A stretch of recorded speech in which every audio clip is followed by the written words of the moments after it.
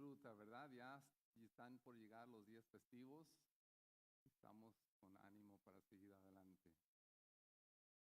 Tengo muy buenos recuerdos de mi papá y algo que quizás ustedes no les he dicho, mi papá era bastante artístico, le gustaba la música, tocar instrumentos, dibujar, le gustaba el diseño en nuestra casa, él era el que decoraba y le gustaba mucho vestirse bien, verse bien, ¿verdad?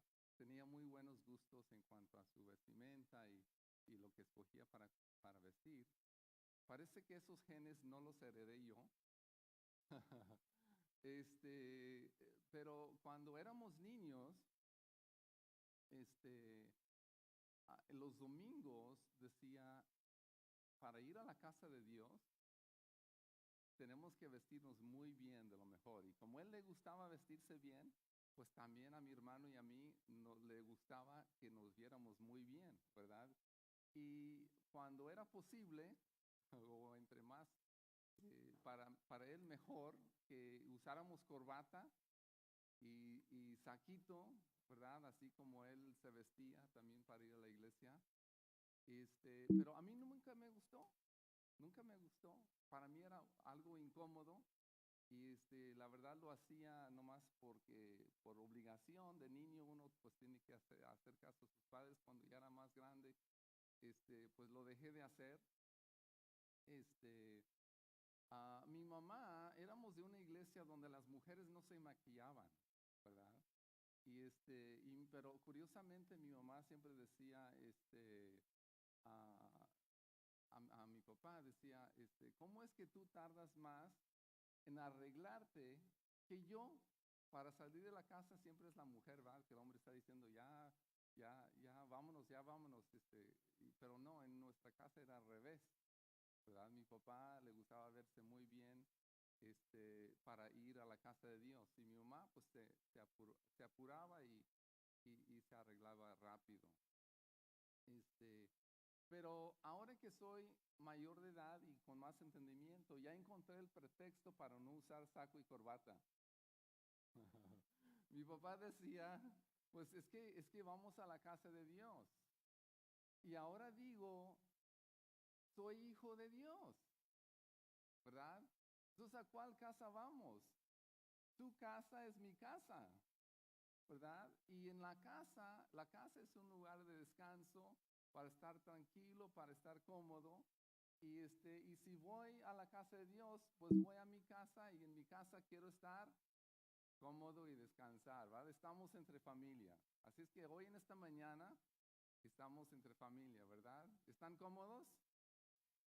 Ahora, algunos de ustedes tienen saco y corbata. Qué bueno, qué bueno. Si lo hacen por honrar a Dios, porque se sienten bien haciéndolo, se ven bien, por mí, que lo sigan haciendo, ¿verdad? Yo quiero estar cómodo. Pero la casa es donde uno descansa y estar tranquilo, estar cómodo, ¿verdad? Uno llega de trabajar y quiere descansar después de estar tan ocupado y trabajando. ¿Qué tal cuando llegan las visitas? ¿La casa sigue siendo un lugar de descanso cuando hay visita en la casa?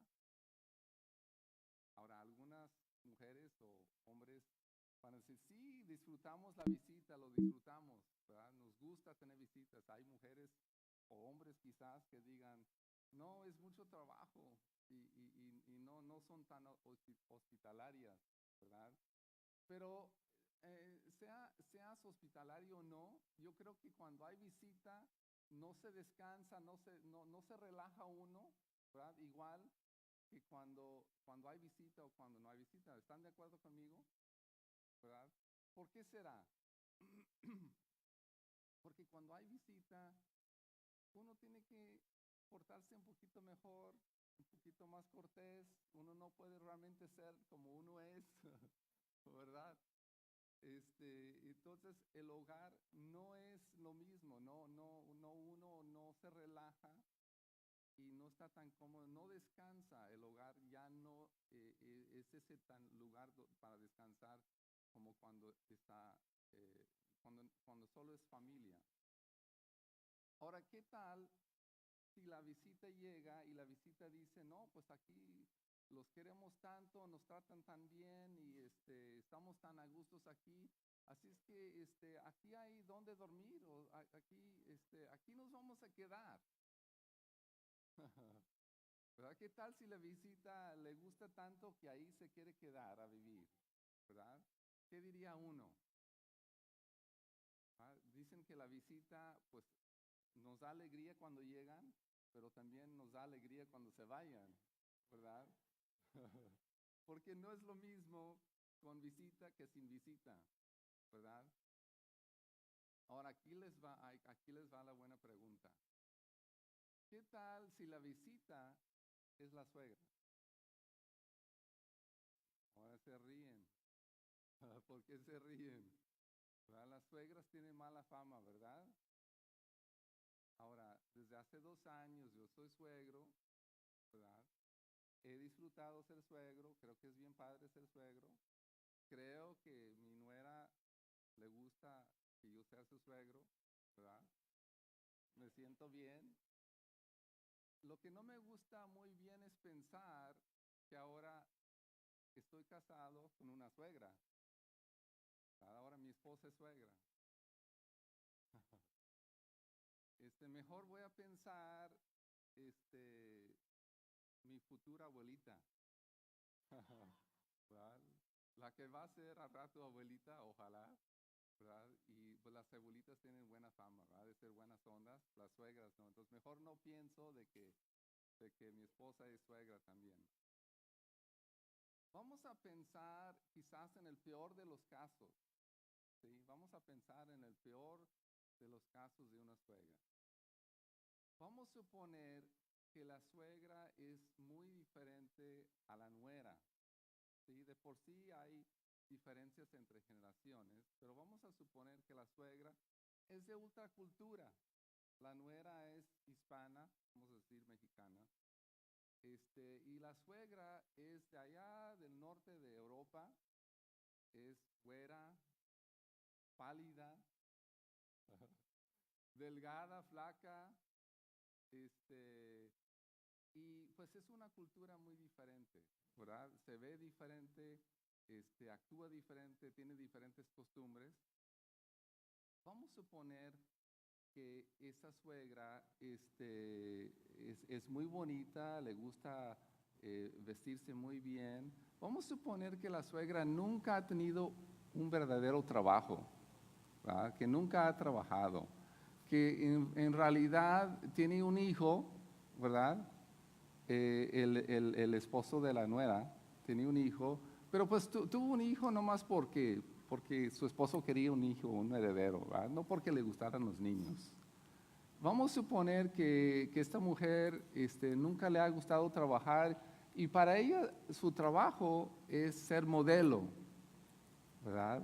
Entonces para ella su trabajo es arreglarse, ir al salón de belleza, que le hagan las uñas y todo aquello del cual no sé mucho, ¿verdad? Que su trabajo es ir al mall, ir a la tienda, asegurarse que tiene lo de último modelo, su ropa, su peinado, sus joyas. Entonces para ella eso es su trabajo. Entonces esta suegra en realidad nunca ha trabajado, nunca le gustó estar en casa, atender a sus hijos. Su esposo era empresario, ¿verdad? Y podía mandar a su hijo a la guardería, tuvo quien ayudar en la casa. Pero vamos a suponer que esta mujer, esta suegra, que su esposo fallece, ¿verdad? Que su marido fallece y su esposo era empresario y vivían muy bien, pero al morir se da cuenta de que su esposo tenía más deudas que bienes, ¿verdad? Así a veces pasa así con los empresarios, ¿verdad? Las empresas aparentemente van muy bien, pero realmente están muy endeudados. Entonces la mujer se queda en la calle al morir su esposo, ¿verdad?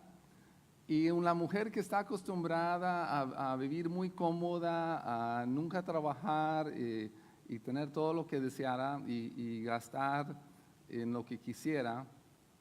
Ahora él está hablando al hijo, su único hijo, y diciendo, oye, mi hijito, fíjate que pues tu papá esto y el otro, y mira lo que pasó, y ahora estoy sola, y ahora no tengo a dónde ir, pues no tienes un lugarcito ahí para mí.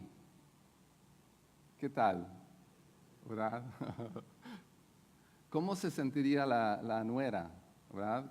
Que la suegra llega a su casa de visita, pero sabiendo que no va a ser visita, que va a estar ahí quedándose, ¿verdad? A vivir.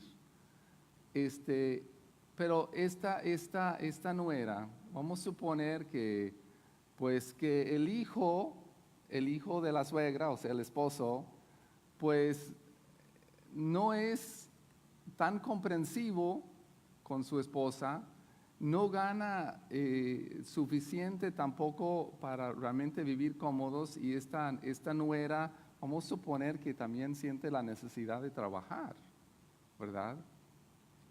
Entonces la nuera tiene hijos, trabaja,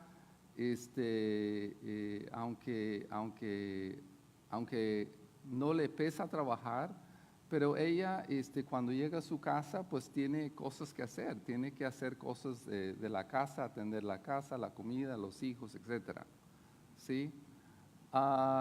Entonces, ¿cómo se va a sentir esta nuera al llegar la suegra ahí? ¿Verdad? Entonces, el primer día la esposa llega a su casa y fue la suegra que recogió a los niñitos de la escuela, y lo primero que dice la suegra a su nuera, oye, ya estos hijos tuyos, ¿cómo me cansan?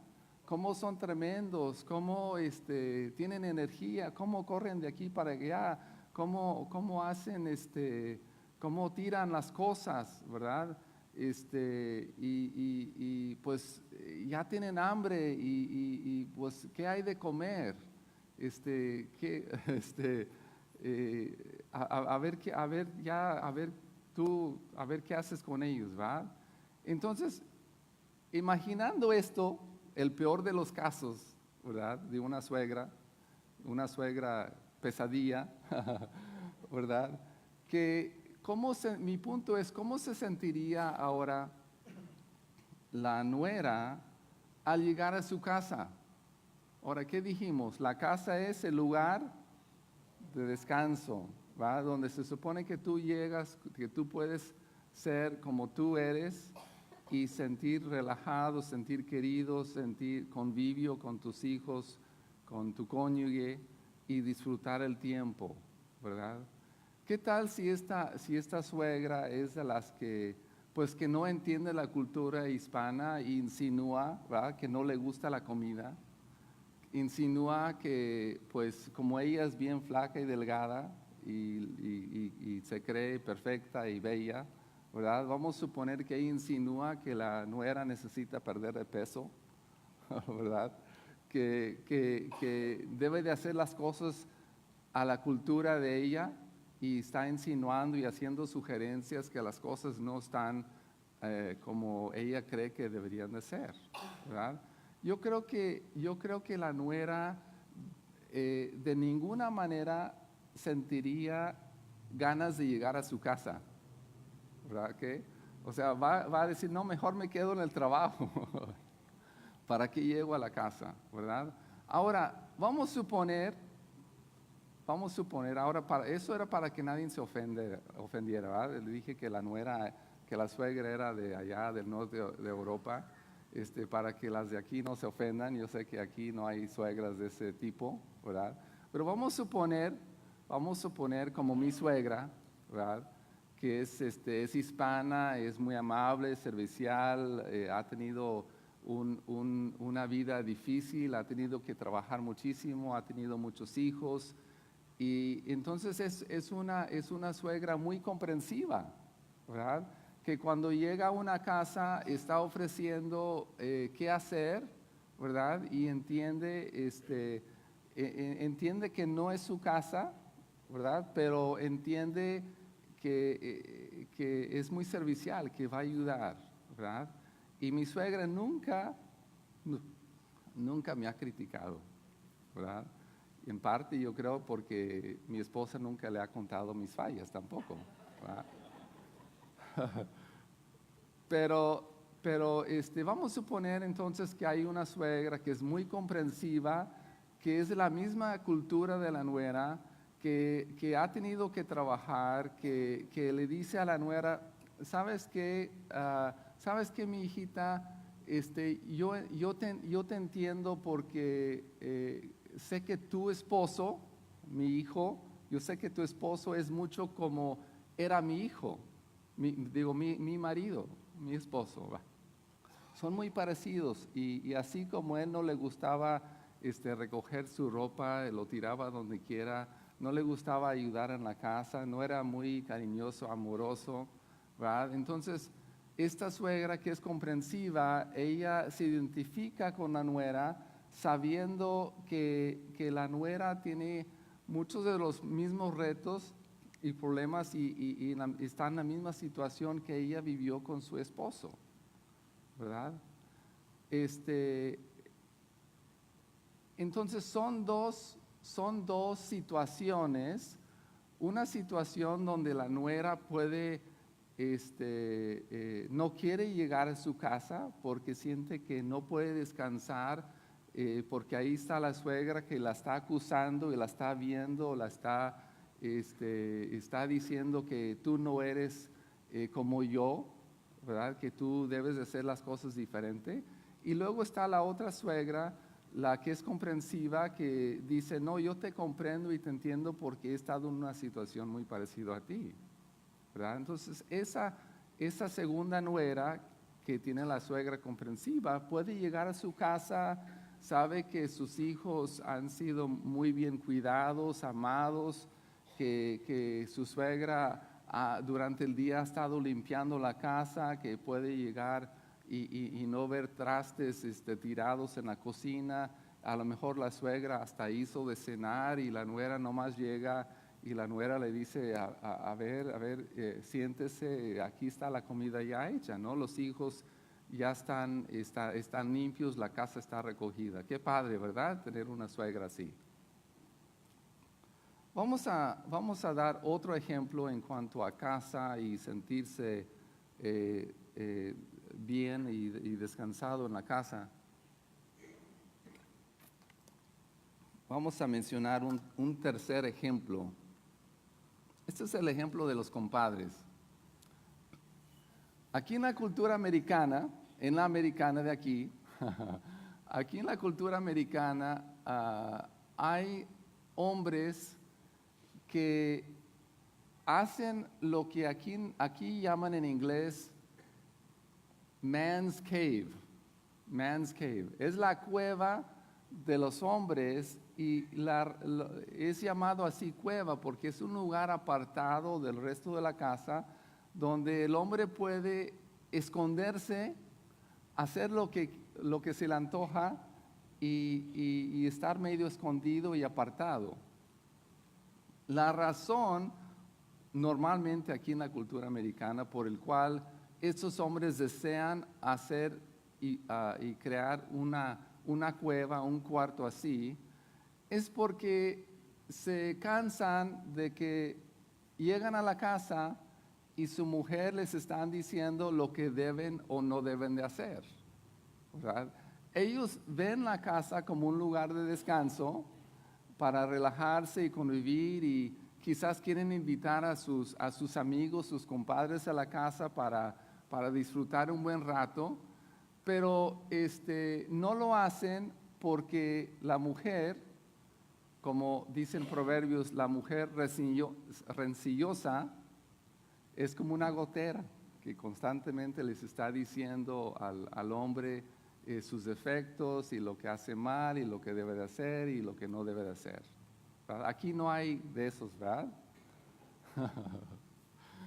Pero entonces estos hombres buscan acomodar su cochera o quizás un cuarto atrás de la casa o en el sótano, las casas que tienen sótanos, o un lugar apartado, donde pueden llegar, quitarse los zapatos, no importa que sus pies huelen mal, pueden tener su sillón que se reclina, se suben los pies en la mesa, quizás tienen un pequeño refrigerador ahí donde tienen sus bebidas favoritas, tienen ahí gabinetes donde tienen sus botanas favoritas, tienen una televisión grandotota donde pueden ver lo que ellos quieran y pueden llegar sus amigos, sus compadres y sin pasar por la casa, sin quizás que la mujer se dé cuenta ¿verdad?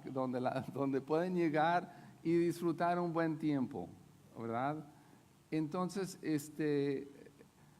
para este hombre, para este marido, ¿verdad? Su casa no es su lugar de descanso y por lo tanto busca hacer un cuarto aparte donde puede llegar y realmente descansar, ¿verdad? Ahora, no estoy diciendo que ustedes lo deben hacer, porque aquí no hay mujeres rencillosas, ¿verdad? Aquí puros hombres responsables que saben que tienen que llegar y atender a sus hijos y cuando llegan a su casa tienen cosas que hacer y que se llevan bien con su mujer. Pero son 3 ejemplos, el de la nuera que su suegra es una pesadilla, la nuera que su nuera es un ángel y es de mucha ayuda, y un hombre que tiene que crear su propio espacio para poder descansar en su casa, ¿verdad? Son ejemplos de cómo la casa es o no es un lugar de descanso. Ahora, después de haber dicho todo eso, ahora vamos a comenzar lo que es la enseñanza.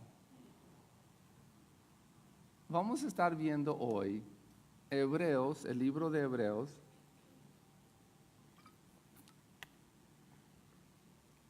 No sabemos, por cierto, quién escribió el libro de los Hebreos, pero es una carta que fue escrita a los hebreos, o sea, los judíos, en el tiempo de los apóstoles, antes de la destrucción de Jerusalén, en un tiempo que estaban pasando por mucha tribulación.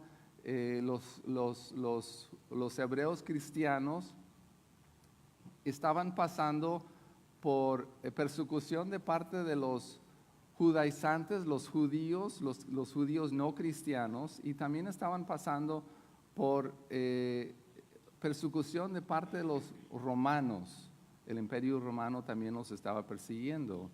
Entonces, ellos estaban pasando por un tiempo difícil y con la tentación de renunciar a Cristo, de regresar atrás a sus costumbres anteriores basados en la ley y el antiguo pacto. Entonces vamos a ver ahora, comenzar en el capítulo 3, y hoy vamos a tratar de abarcar 3 capítulos de Hebreos, el capítulo 3, 4 y 5, y ojalá que después lo puede leer en su casa y repasarlo, porque vamos a tratar de ir más o menos rápido y es mucho material. Pero Hebreos 3 y el verso 5 y 6 dice: y Moisés fue fiel en toda la casa de Dios como siervo, para testimonio de lo que se iba a decir más tarde, pero Cristo fue fiel como hijo sobre la casa de Dios, cuya casa somos nosotros, si retenemos firme hasta el fin nuestra confianza y la gloria de nuestra esperanza. Entonces el tema general de Hebreos es que Cristo es mejor que el antiguo pacto y los personajes del antiguo pacto. En este caso, aquí en el capítulo 3, está diciendo que Cristo es mejor que Moisés, porque Moisés, aunque fue fiel, él era siervo en la casa, pero Cristo es el Hijo y es el dueño y el dueño de la casa, ¿verdad?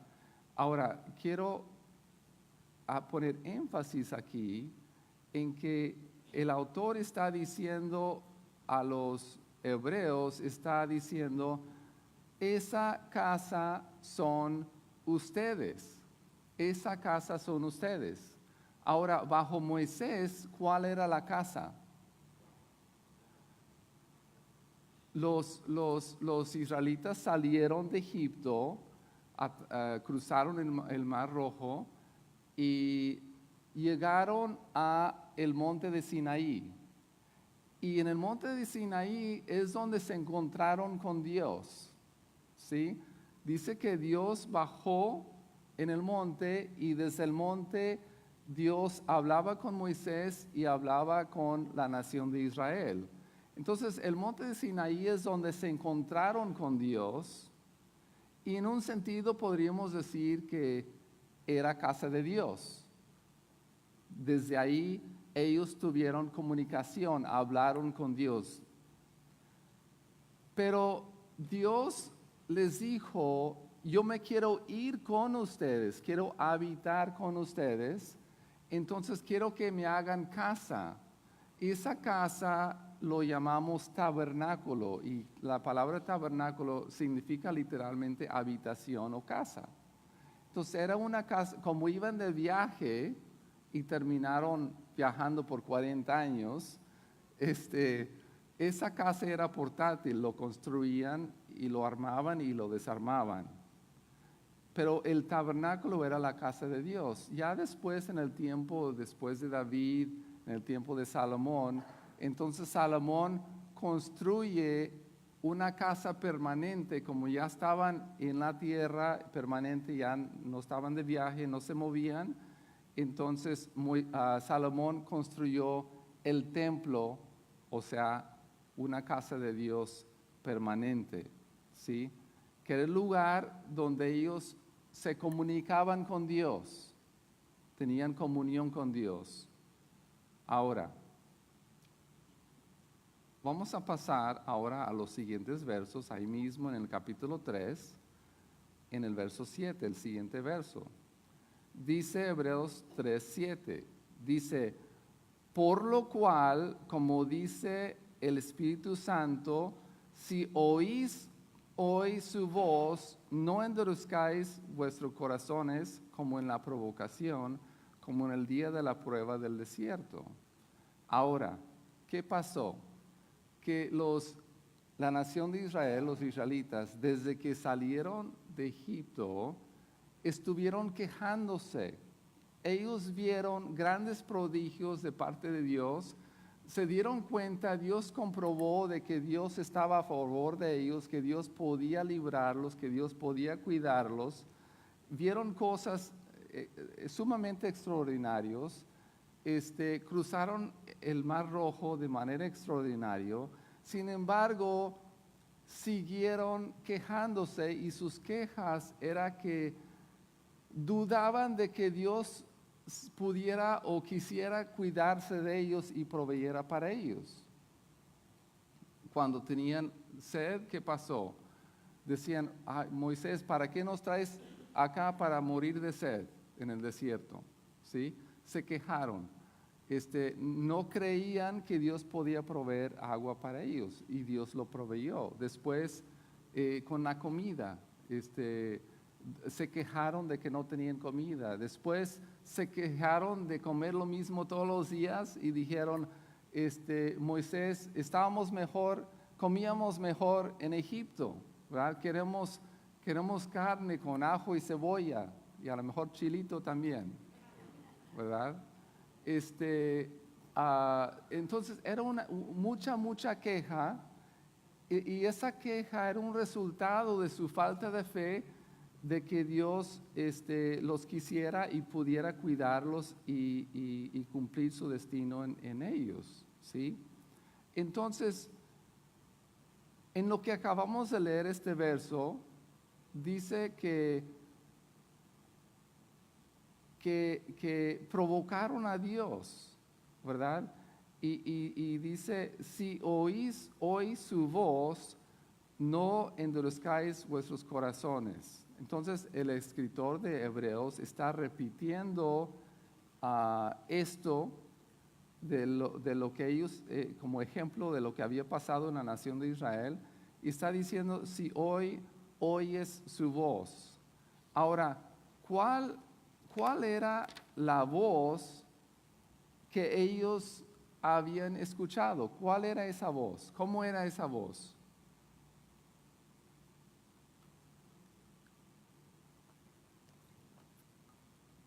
La voz de Dios que ellos escucharon, ¿cómo era? Dice, bueno, escucharon la voz desde el monte Sinaí, ¿verdad? Dios y dicen que era algo espantoso, ¿verdad? Algo tremendo, ¿verdad? Y luego Moisés les comunicó lo que Dios decía, que es la ley, lo que deberían y no deberían de hacer. Entonces podemos decir que la voz de Dios era lo que escucharon desde el monte, lo que vieron en el monte y la ley que Dios les dio. Pero en Éxodo 20, el versos 18 y 19 dice, y todo el pueblo percibía los truenos y relámpagos, el sonido de la trompeta y el monte que humeaba, y cuando el pueblo vio aquello, temblaron y se mantuvieron a distancia. O sea, Dios les dijo, acérquense al monte, y ellos dijeron, tenemos temor. Entonces dijeron a Moisés, habla tú con nosotros y escucharemos, pero que no hable Dios con nosotros, no sea que muramos. Ahora, eso fue la voz que ellos escucharon y cómo percibieron ellos a Dios y cómo percibieron esa voz, ¿sí? Cuando escucharon esos truenos y voz como de trompeta, se asustaron. Ahora, Dios los acababa de sacar de Egipto, los acababa de liberar, estaba proveyendo para ellos todo lo que ellos necesitaban y los estaba llevando a una tierra prometida. Sin embargo, aparentemente no lo creían. Cuando escucharon esto, en lugar de decir, ay, pues qué bueno que tenemos un Dios poderoso, ¿verdad? Tuvieron temor y huyeron de la voz de Dios, ¿verdad? En lugar de decir, pues Dios es bueno, tuvieron temor. Entonces, en Hebreos 3, siguiendo leyendo en Hebreos 3, dice, como juré en mi ira, o sea, Dios se enojó con ellos porque no quisieron hacer caso, porque huyeron. Como juré en mi ira, jamás entrarán en mi reposo, jamás entrarán en mi reposo.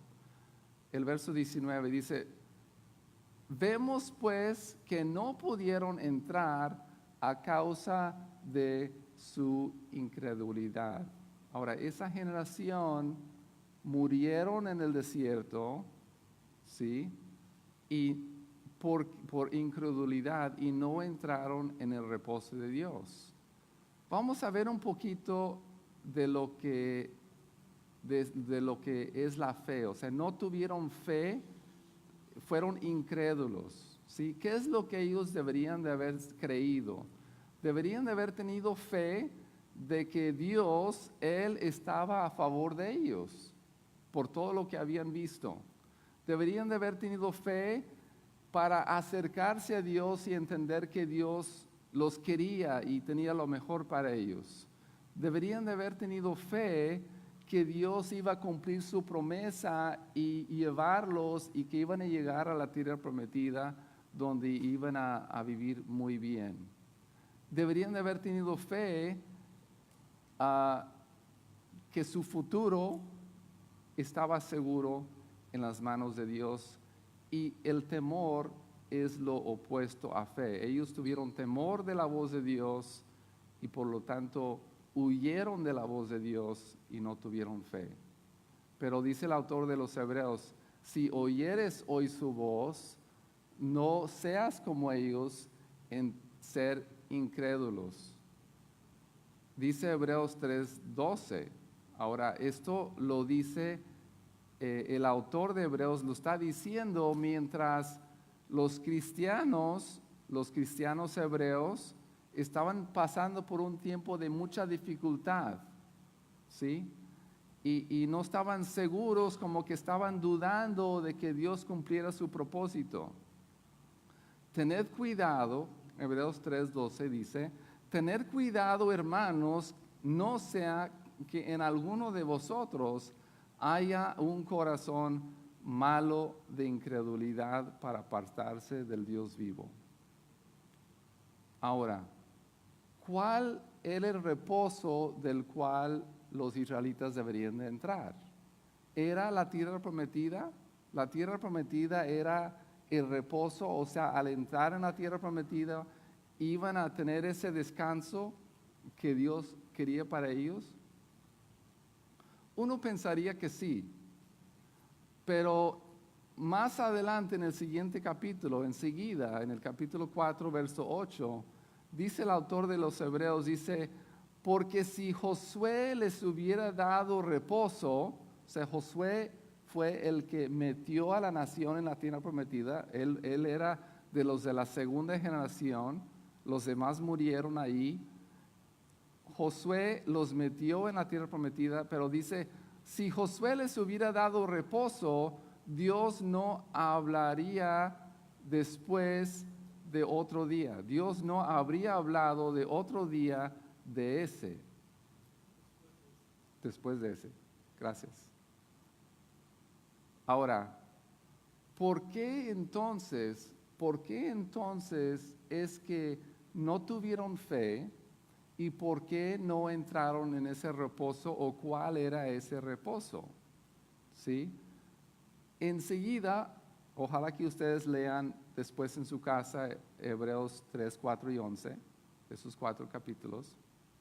Enseguida, en el siguiente capítulo, después de que el autor está hablando del reposo de Dios, inmediatamente en el capítulo 4, verso 12, dice ¿por qué?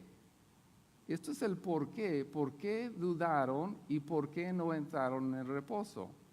Dice, porque la palabra de Dios es viva y eficaz y más cortante que cualquier espada de 2 filos, penetra hasta la división del alma y del espíritu, de las coyunturas y los tuétanos, y es poderoso para discernir los pensamientos y las intenciones del corazón. El verso 13. Y no hay nada creada oculta a su vista, sino que todas las cosas están al descubierto y desnudas ante los ojos de aquel a quien tenemos que dar cuenta. Muy interesante, ¿verdad? El verso 12 es bastante conocido y muchos dicen, sí, la palabra de Dios es poderoso, gloria a Dios, aleluya, qué bueno, es poderoso y yo voy a declarar la palabra de Dios. Y sí, la palabra de Dios es poderosísimo. Pero viéndolo dentro del contexto aquí, el autor está diciendo que ellos no creyeron y no entraron en el reposo debido a la palabra de Dios. ¿A cuál palabra de Dios?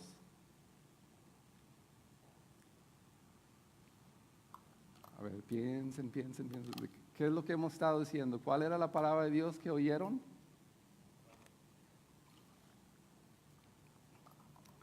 Oyeron la voz del monte de Sinaí y lo que escucharon, lo que recibieron de palabra de Dios era la ley. ¿Sí? Entonces escucharon la voz de Dios, del cual les dio temor, y recibieron la palabra de Dios que era la ley de Moisés. ¿Sí? Ahora, dice que esa palabra es viva y eficaz y lo que hace es que corta, penetra, dice que discierne los pensamientos y las intenciones del corazón. ¿Eso es algo bueno o malo? Bueno, no es bueno o malo, más bien ¿Es cómodo o incómodo? ¿Qué tal si pudiéramos leer o saber lo que el que está al lado está pensando y lo más íntimo de su corazón? ¿Verdad? Yo no quisiera ni que mi esposa supiera todo lo que yo pienso y todo lo que yo deseo, ¿verdad? Aunque tenemos 30 años de casados y ya me conoce demasiado bien y muchas veces se da cuenta de lo que estoy pensando, aun cuando no quiero que se dé cuenta de lo que estoy pensando. Pero es muy incómodo que estés con alguien. Ahora, ¿quién es ese alguien? Dice que es la persona a quien vamos a dar cuenta. ¿Quién es ese alguien? Es el juez del universo, el Dios Todopoderoso, a quien un día vamos a dar cuentas. Entonces, es muy incómodo y es lógico que ellos quisieran huir de alguien que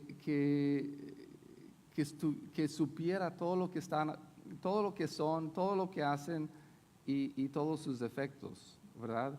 Cuando pensamos en la palabra de Dios, o más bien cuando ellos escuchan ese término, palabra de Dios, los israelitas, los hebreos, ¿en qué están pensando?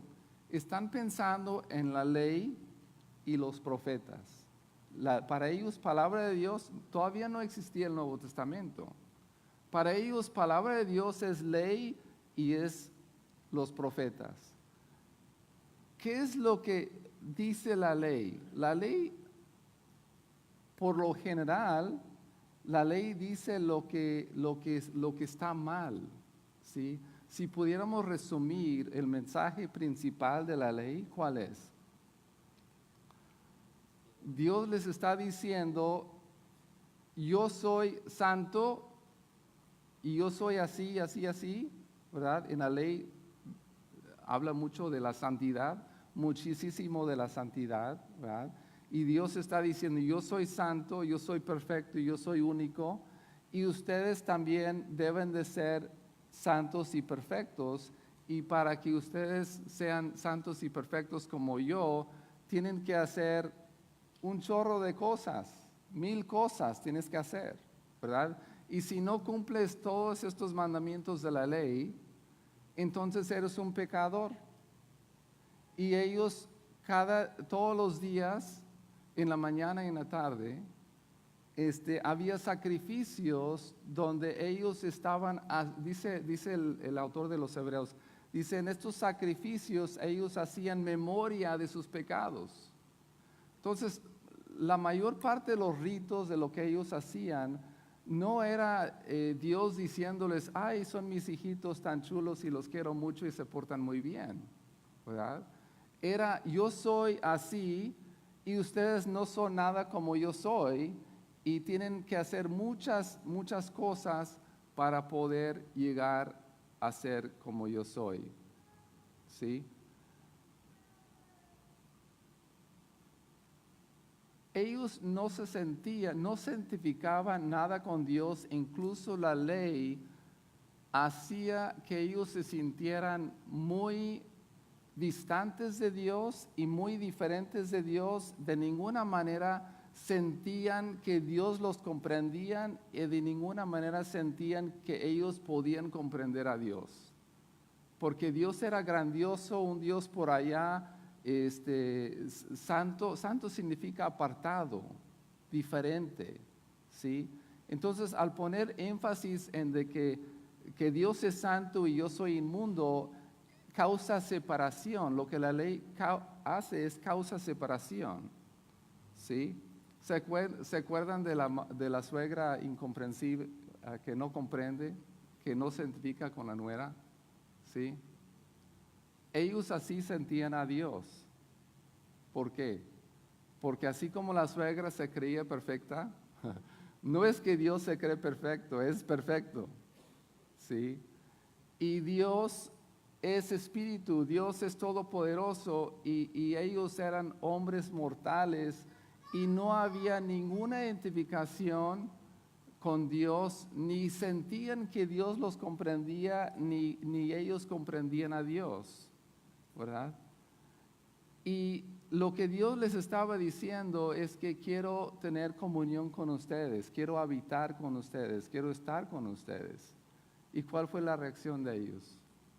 No, gracias, estoy más cómodo sin ti, ¿verdad? No necesito estar con alguien que solamente me está recordando lo que debo de ser y no soy. ¿Sí? ¿Qué de los profetas? ¿Qué hacían los profetas? Los profetas muy pocas veces llegaban a alguien para decirles una buena palabra. Los profetas llegaban para decir, sabes, rey fulano de tal, has pecado, la nación está en idolatría, andan mal, necesitan arrepentirse, necesitan cambiar. Eso era el mensaje casi todo el tiempo de los profetas. El mensaje de los profetas era de acusar y decir lo que está mal, no era para decir lo que estaba bien. Entonces, cuando los hebreos escuchan que la palabra de Dios es viva y eficaz y es poderoso para discernir los pensamientos, las intenciones del corazón, ¿cuál sería la reacción de ellos? No, gracias. O sea, eso no son buenas noticias. No son buenas noticias. Yo no necesito vivir con alguien así, ¿verdad?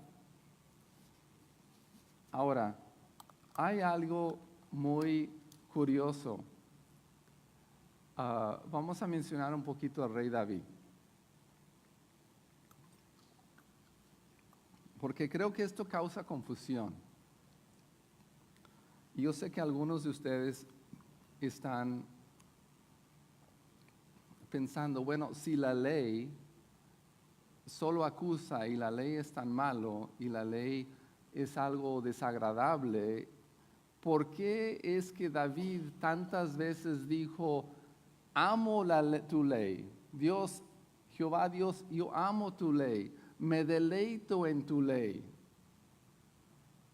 Hay un salmo que nos gusta, que dice, lámpara es a mis pies tu palabra y lumbrera a mi camino.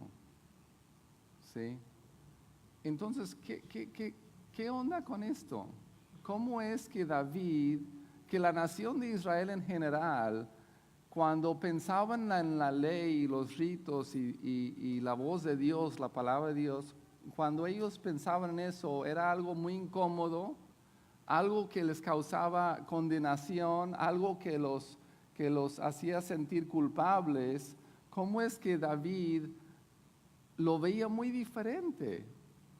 Ahora, no sé si tengo toda la respuesta, pero creo que David tuvo una revelación muy diferente a la gente en general en cuanto a quién es Dios, en cuanto a la ley.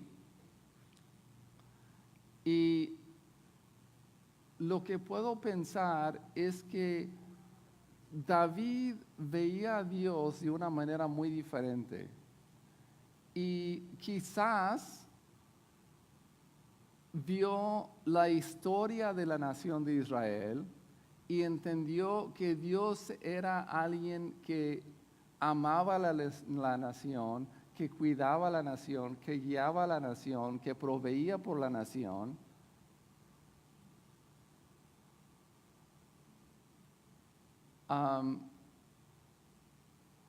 ¿Qué dice el Salmo 23?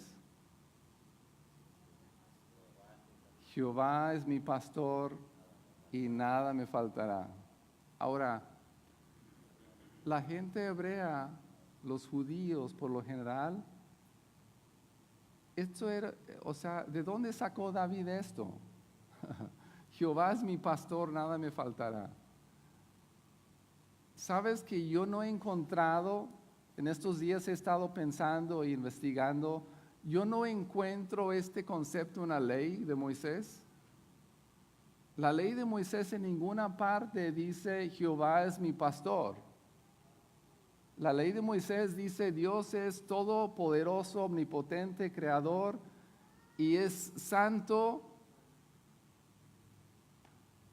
pero y hay sombras. Yo creo que David probablemente conocía y tuvo revelación de parte de Dios muy diferente a la gente común.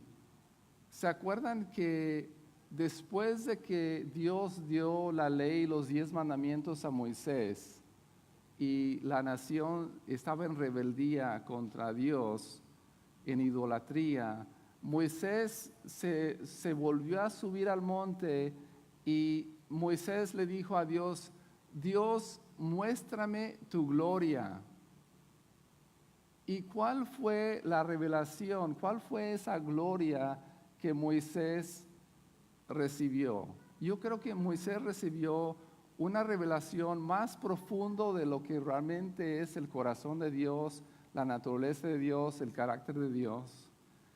Cuando Dios le dio esta revelación a Moisés, la revelación era Jehová, Dios misericordioso y compasivo, lento para la ira y grande en misericordia. ¿Sí? Eso fue algo que la nación en general nunca entendieron. Que Dios, que en la ley hay sombras y tipos de la misericordia de Dios, del amor de Dios, de que Dios es un pastor, es tierno y compasivo. David, de joven, fue pastor de ovejas y él entendió lo que es tener el corazón de pastor y tener que cuidar, de guiar y alimentar y cuidar a ovejas. Entonces, cuando David se relacionaba con Dios, aparentemente no se relacionaba con Dios a través de la ley que los israelitas recibieron en el monte de Sinaí, algo que les produjo temor y condenación. Sin embargo, David se relacionaba con Dios y veía a Dios como un Dios de amor y de misericordia y de compasión y un Dios con un corazón tierno. Ahora, es curioso que la cita, el autor de los Hebreos, esa cita donde dice, si oyeres hoy su voz, es lo mismo de lo que dice en Salmos 95:7. En Salmos 95:7, aquí viene más completo y es muy interesante ver lo que dice antes de si oyeres hoy su voz. Dice, porque Él es nuestro Dios y nosotros el pueblo de su prado y las, ¿qué? Ovejas de su mano. ¿Sí? Entonces, Él es el buen pastor y David está diciendo, el autor de este salmo, David, está diciendo, si oyeres hoy su voz. Entonces, ¿cuál es la voz que David estaba escuchando? La voz de trueno y de espanto del monte de Sinaí, la voz de la ley. ¿Cuál voz estaba escuchando? Estaba escuchando la voz de Jehová, su pastor, un voz tierno, amoroso, misericordioso. ¿Sí? Ahora, vamos a hacer un resumen un poquito de lo que llevamos hasta ahora. Comenzamos al principio de Hebreos 3. El autor dice que Cristo es mayor que Moisés porque Él es el hijo de la casa. Luego dice que esa casa somos nosotros, esa casa, la casa de Dios, donde el Hijo reside, donde el Hijo vive, esa casa somos nosotros. Enseguida el autor de los Hebreos empieza a hablar del reposo y yo me preguntaba, ¿y qué tiene que ver con el reposo? La casa. Pues obviamente la casa es el lugar donde se supone que uno debe descansar, ¿verdad? Donde uno llega después de un día de trabajo para quitarse los zapatos, quitarse el saco y la corbata, ¿verdad? Y poder descansar un poquito. Ahora, yo sé que para las mujeres es un poquito diferente porque para algunas mujeres su trabajo es en la casa y en la casa el trabajo nunca termina. Pero quizás nosotros los hombres nos identificamos un poquito más con la casa siendo un lugar de reposo. Pero Hebreos, el autor de Hebreos habla de que nosotros somos la casa, pero que no seamos como la nación de Israel, que nunca entraron en esa casa de reposo. O entraron a la casa, pero nunca reposaron, ¿verdad? Porque sí entraron en la tierra prometida, pero nunca tuvieron reposo, porque nunca dejaron de escuchar la voz de Dios como lo percibieron en el monte de Sinaí, según el monte Sinaí y la ley. ¿Sí? Siempre sintieron que Dios era un Dios que estaba con ellos, pero siempre para acusarlos como el juez del universo. ¿Sí? Entonces el autor de los Hebreos dice que la razón es porque la palabra de Dios es algo que escudriña y conoce lo más íntimo de nuestro ser. Pero hay una solución, ¿verdad? Seguimos adelante, hay una solución. En el capítulo 4, comenzando enseguida de esto, en el capítulo 4, el verso 14, ahí vemos y empieza a hablar del Hijo del Hombre, Jesucristo, el Hijo del Hombre, pero Hijo de Dios, y que Él es nuestro sumo sacerdote. ¿Y cómo es eso una solución?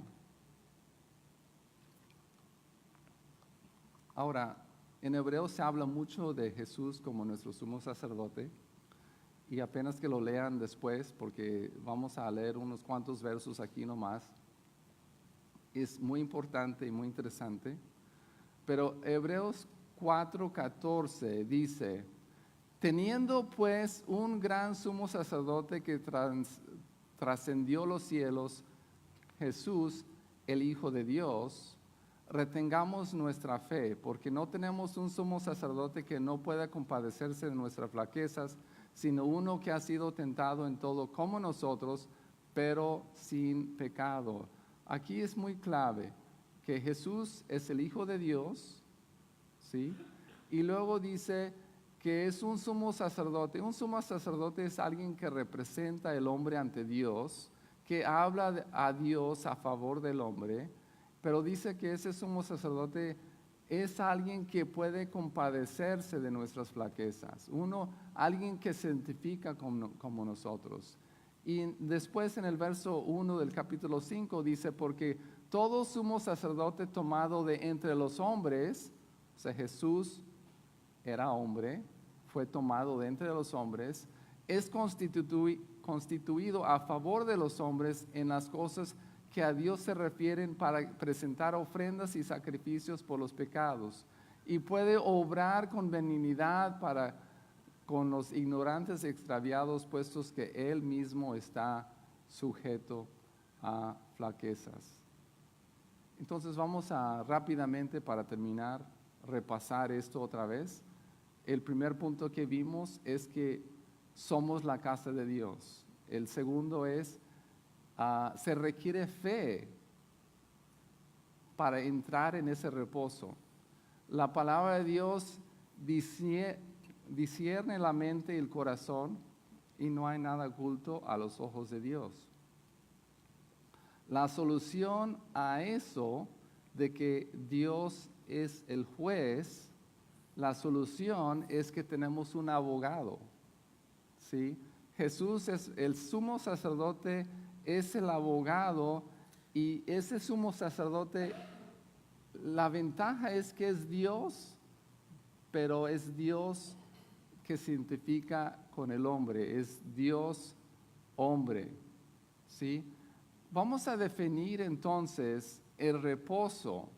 El reposo lo vamos a definir de esta manera: disfrutar de comunión en un lugar, quizás la casa, disfrutar de comunión en un lugar donde puedo mostrar con total sinceridad quién soy y no sentir ninguna condenación de parte de los con quien convivo, ¿verdad? No tener a la suegra la mala suegra ahí, que está siempre insinuando que no somos lo que deberíamos hacer, ¿verdad? Es poder llegar a la casa y realmente sentir descanso de nuestro trabajo. Es poder, como el hombre que tiene su cueva para invitar a sus compadres, ¿verdad?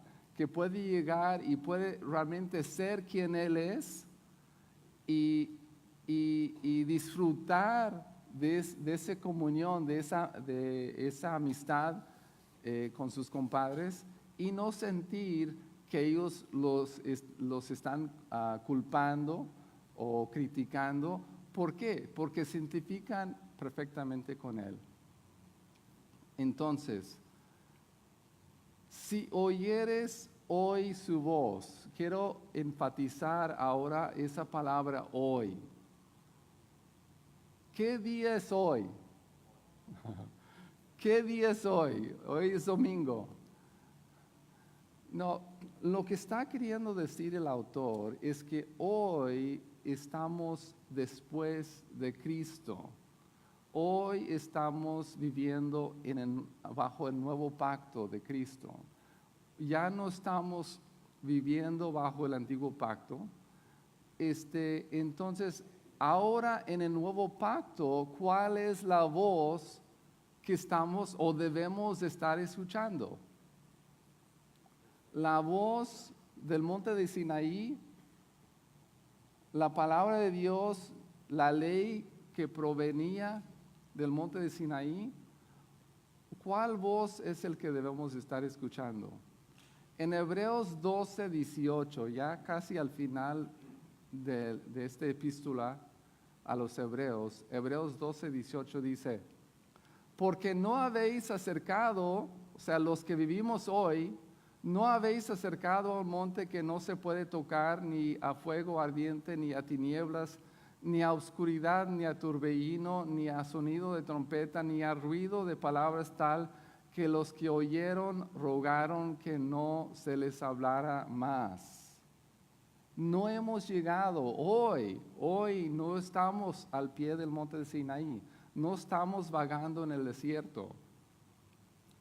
Hoy tenemos a Cristo Jesús, nuestro pastor, nuestro buen pastor, que es nuestro sumo sacerdote, que es hombre y Dios, que nos comprende perfectamente, que podemos estar con Él, podemos vivir con Él y no sentir crítica.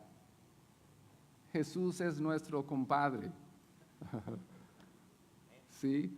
O para ustedes que son mujeres, es la buena suegra que viene para ayudar y no a criticar. ¿Sí? Entonces, ¿cuál voz estamos escuchando? Dice Hebreos 12, 24. Dice: a Jesús, el mediador del nuevo pacto, y la sangre rociada que habla mejor que la sangre de Abel. ¿Se acuerdan de Abel y Caín? Caín mató a Abel y dice que la sangre de Caín reclamaba venganza por su muerte. Ahora, ¿es diferente la sangre de Jesús? ¿Cómo es diferente? Es totalmente lo opuesto. La sangre de Caín reclamaba venganza. La sangre de Jesús habla y proclama perdón. no hay ninguna condenación. La voz de Jesús no es de crítica, no es para decir en qué estás mal, en qué debes de mejorar. La sangre de Jesús es una voz tierno que solo es alguien que quiere pasar el tiempo, un buen rato con nosotros. Es comunión, es a través de la sangre de Jesús que tenemos comunión con el Padre. Así como el Padre que tuvo los 2 hijos, ¿verdad? Y invitó a sus hijos a hacer fiesta porque el hijo pródigo había regresado. Es el Padre que quiere tener comunión con nosotros, ¿sí? Entonces, ¿cómo te relacionas con Dios en esta mañana? Quiero que reflexionemos. Cuando escuchamos la palabra de Dios, cuando decimos que Dios está a la puerta de tu corazón y quiere entrar y habitar contigo, ¿cuál es tu reacción? Tu reacción es, ¿puedes estar de visita? Los domingos te visito, nos juntamos los domingos, pero si realmente tienes fe que Jesús es tu Salvador y que tú eres hijo de Dios, que Dios está a favor de ti y puedes escuchar la voz de Cristo, entonces podemos decir, sí, entra y disfrutar de esa comunión con nuestro Padre Celestial. Amén. Vamos a estar de pie.